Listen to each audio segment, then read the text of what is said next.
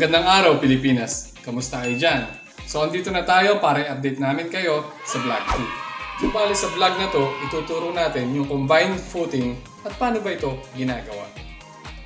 So sana huwag kayong mag-skip para matutunan nyo yung mga tips and technique regarding sa construction.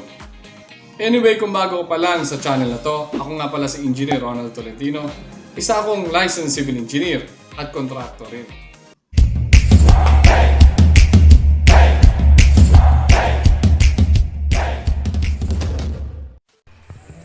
So mga tol, ito yung itsura ng parilya natin na may nakakapit sa kanyang poste. So makikita nyo nakaangat ito at nakaano to sa graba. Kung mapapansin nyo may tubig, normal lang yan kasi malalim yung hukay natin kaya medyo may tubig sa ilalim. At ganito itsura niya kapag nabuhusan na. And then makikita nyo bakit ba may tubong nakakross. Bali ito po yung ginamit nating pang brace, pang stopper para mailagay natin sa hulog yung poste at huwag gumalaw habang tayo ay nagbubuhos. Bali dito sa poste na ginawa natin, gumamit tayo ng 6 na 16mm para mas maging matibay yung ating structure.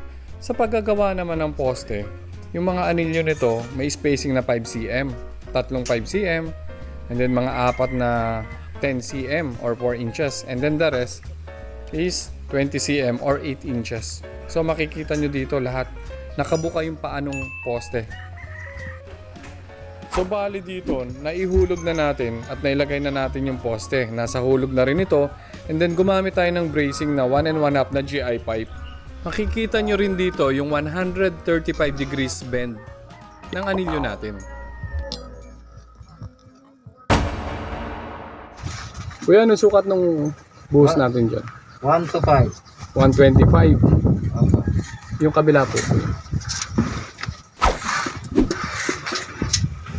130. 1.3. So yun yung buhos natin. Opo.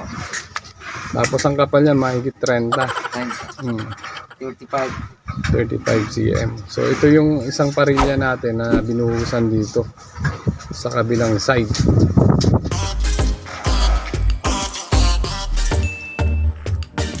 So ngayon mga tol, gagawa tayo ng combined footing. Sa mga hindi pa nakakaalam, ano ba yung combined footing? Ang combined footing ay ginagamit kung sakaling may dalawang poste tayo na bubuhusan na magkatabi. Imbis na gumamit tayo ng tig-isang parilya na gagamitin, isang malaking parilya lang o footing ang gagamitin natin para ma-accommodate niya ang dalawang poste. Dito nile-layout niya na yung ilalagay nating dalawang poste para dun sa combined footing.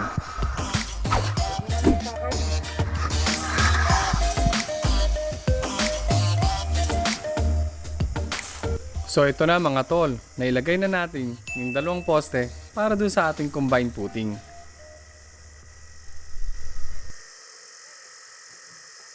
Para sa mga bago pa lang sa channel ito, please don't forget to subscribe, comment down below, and hit the notification bell para updated ka sa mga susunod na video natin.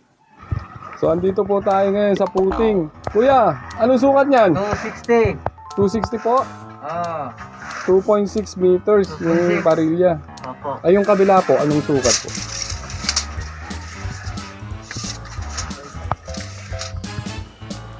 Opo. 1.2 po yung lapad. Opo. Yung haba po 2.6. Ayan, salamat po. So ito yung combined footing, dalawang poste sa isang parilya.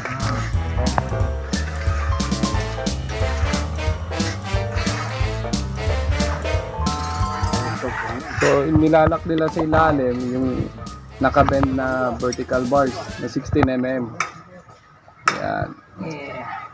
Tinatalian nila yan sa ilalim. So tapos nang talian yung kabilang poste, naka-layout na rin. So pag okay na lahat, natalian na po lahat, pwede na buhusan to. Apat nung 16mm, sa 16mm may tali.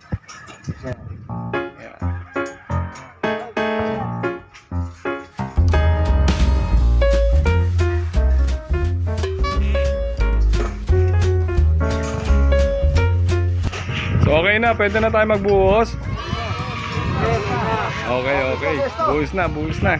Pwede na magbuhos.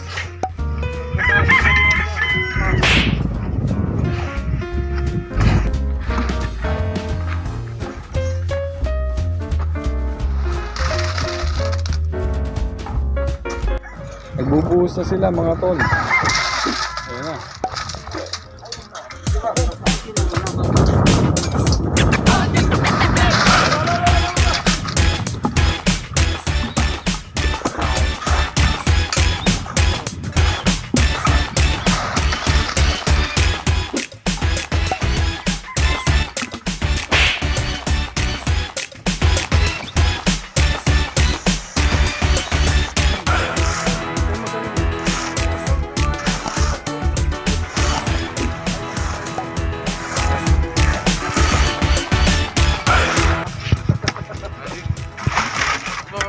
Kuya, nakailan supot kayo dyan?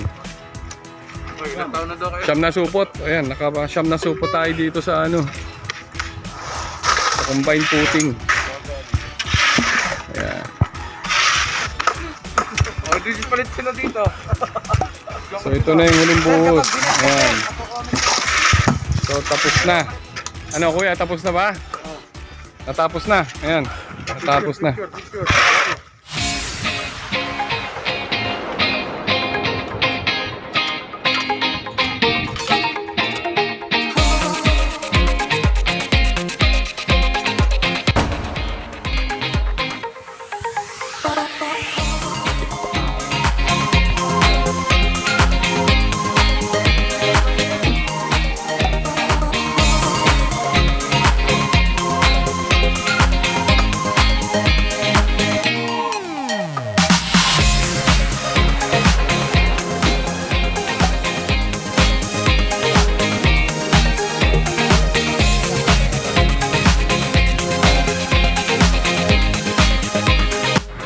So mga tol, nandito tayo ngayon sa site.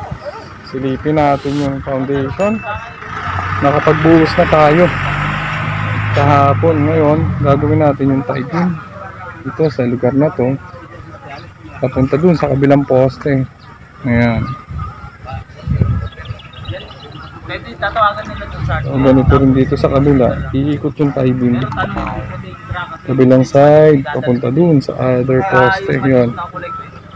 So yung mga tao nagpapahinga kasi break time. Ayan. Ayan. So ito kayan pa to mga to. Ayan. Ewan ko yung truck na malaki kung hindi naman gano'ng malaki pero mahaba. Mas mataas yung ano. So ito na mga tol, back to work na ulit tayo. Kung mapapansin nyo, maraming tao ngayon kasi nga puro hukay yung gagawin natin.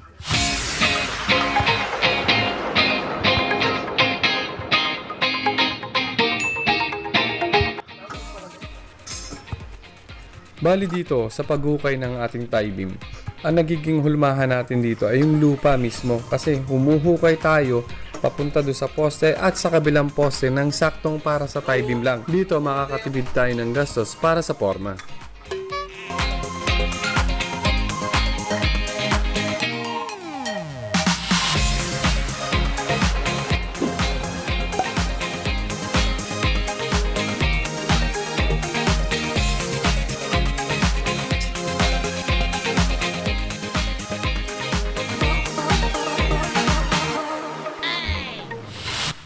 So bale, dito gumagawa na tayo ngayon ng dowels. Itong dowels na ito ay yung bakal para sa ating tie beam.